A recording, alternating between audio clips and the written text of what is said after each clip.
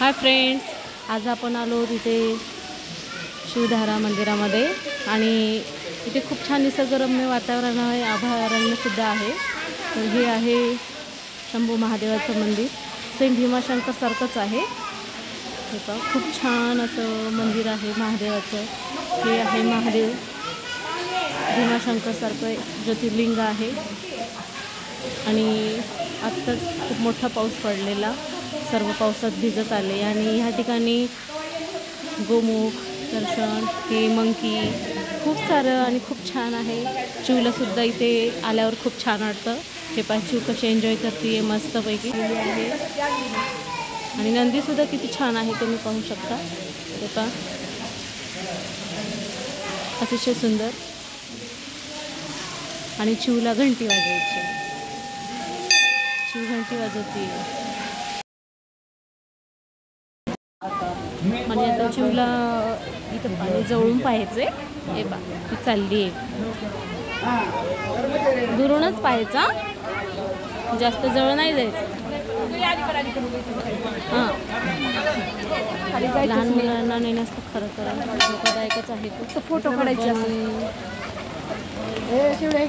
चिवला जवळून पाणी पाहायचं, पाणी फोटो काढायचे। फोटो काढून घेऊ की आपण, जाऊ तुमचं मी काढते, जाऊ मी काढते।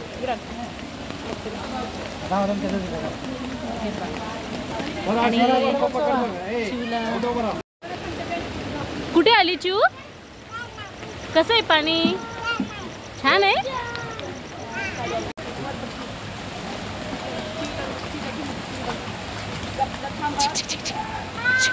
समू इकडे बघ, मज्जा येते आई, मज्जा येते।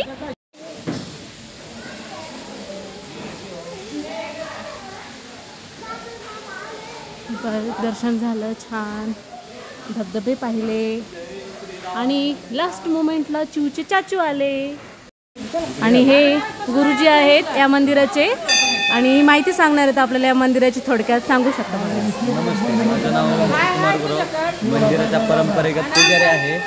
तरी तुम्हाला इथली माहिती सांगतो की जेव्हा सीतेमातेचं अपहरण झालं होतं तेव्हा जटायूच्या पाठलाग त्या मार्गे आला होता रावणाचा।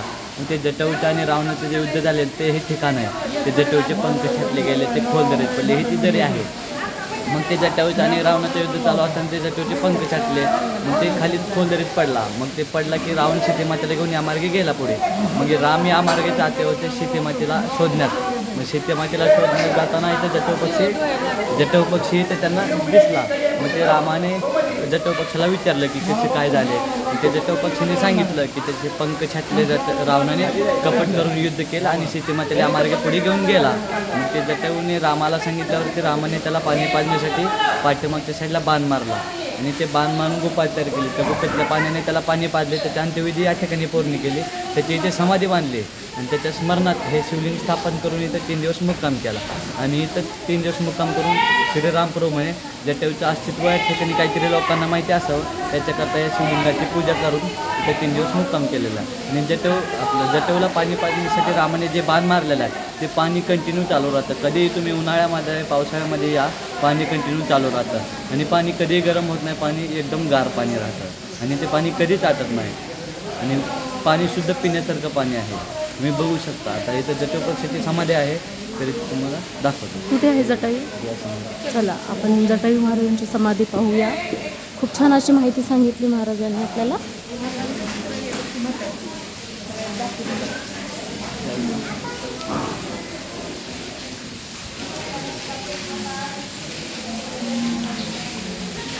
हे पहा इथे हे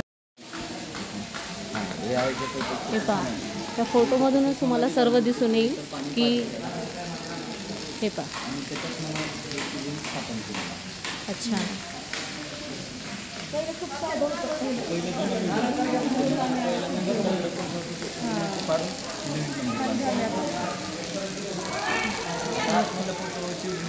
हो घेतलं मला, खूप खूप धन्यवाद, छान माहिती सांगितला। आणि आता आपण परत चाललोत मंदिरातून।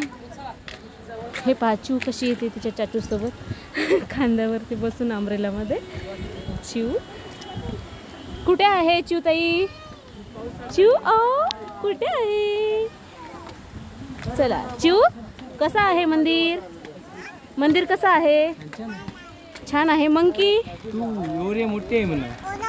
आणि पाणी किती आहे? खूप खूप आहे. 2 आहे पाणी ना, म्हणजे दोन्हीकडनं पाणी येतं. Good girl.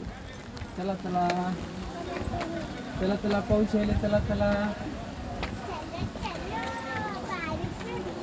खूप असं छान निसर्गरम्य. हे पायकडे धुके आहेत, धुके पडले आणि इथून सुद्धा छोटासा धबधबा येतोय, दिसत असेल तुम्हाला. हे पहा.